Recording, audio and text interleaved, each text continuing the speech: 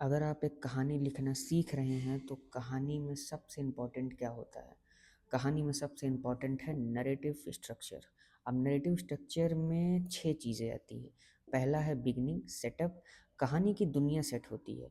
Hero का intro plus problem का hint. Example लेते हैं लगान। गांव, ब्रिटिश रूल, लगान का प्रेशर दिखाया जाता है।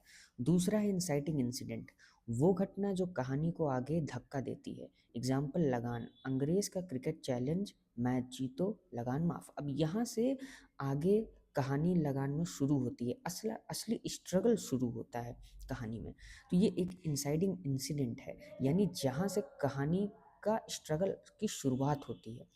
तीसरा है राइजिंग एक्शन, कॉन्फ्लिक्ट बढ़ता है, हीरो स्ट्रगल करता है, ऑब्स्टिकल आते हैं, टेंशन बढ़ती है। जैसे दंगल में ट्रेनिंग, सोसाइटी का प्रेशर, सेल्फ डाउट, ये सारी चीज़ें एक साथ चल रही हैं। चौथा है मिड पॉइंट, गेम पलटने वाला मोमेंट, कहानी का टर्निंग पॉइंट। या तो होप मिलती है या सब बिगड़ जाता है।